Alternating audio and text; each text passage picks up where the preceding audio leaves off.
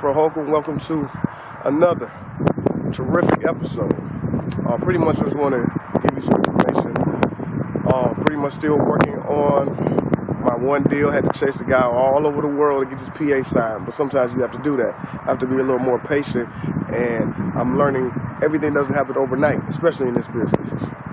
But I want to share with you, dealing with those type of issues, being able to slowly get momentum built and having belief in that everything is going to come to fruition, or at least come to a point where it gets completed. And I know it's going to get completed. Maybe not in the time frame I want, but eventually. It goes back to some principles I learned through other businesses I had. Pretty much what I'm going to share, which is what I'm really, I guess you could say, reconnecting with, which is 3 F's, 4 F's, depends on how you feel: faith, family, and finance. I learned this in another business, and to me it's paramount not only in business but also in your life. Pretty much faith is not just religious faith, which a lot of people believe is only.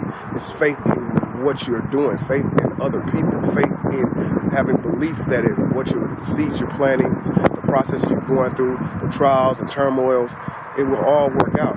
And really, if you think it and you speak it, you should achieve it. And it's very simple. And to me, that's one thing a lot of people need to analyze. What faith do you have? Can you go blindly into something and you just believe that it's going to work because you're going to put your heart in and your blood and sweat to accomplish it? You got to think about that. A lot of people are not willing to do all of that, so their faith is kind of shaky, as you would say. So that's one of the key principles of everything. You got faith in your family. You got faith in the people that's in your business. You got faith in what the business you're doing. Then I believe you'll be successful. The second thing is family. And you should always want to take care of your family. Not even your external, maybe your external. But they should always come very high up, because your family could just be you and your dog. That's your family. Take care of them. Make sure everything's provided in definitely correct form. So I always think family is a big thing. And you definitely got to make sure you take care of them. Make sure you provide for them and do what you can do, because it goes back to some sports stars speaking at what's the Hall of Fame thing, and saying that it was bigger than them. What they did to reach the plateaus they did it for a family member. They did it for his moms. Deion Sanders, in fact, said that.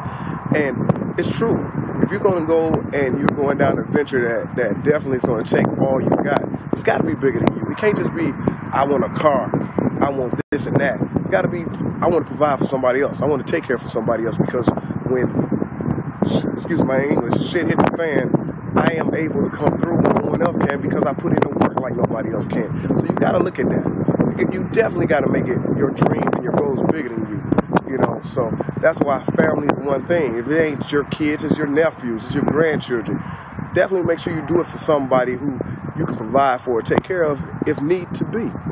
And then lastly, your finances. This is a funny thing. People want to be wealthy and everything. How can you be wealthy and you're broke? Because if you can't take care of the little money you got and use that and make more out of it, then if you get a big lump sum, it's not going to happen. And that's a lot of times what happens to football players, basketball players. Their mentality is still the same mentality. So definitely get your finances in order. Work on a process to get out of debt. You can't come rich overnight unless you hit the lottery. And a lot of people wish that. Well, if you're putting in the work, it's going to eventually turn around. Climb yourself out of debt, so then you're debt free. So then when you build your business, that can flourish your finances and you can be financially independent. Make sure you get yourself together. Find out what's going in and what's going out. And make sure you validate what your net worth is. Because one of my biggest questions is, with people with jobs or people with a business, if you all of a sudden couldn't do it anymore and that money stopped coming in, can you live the lifestyle you've been living? Most people can't.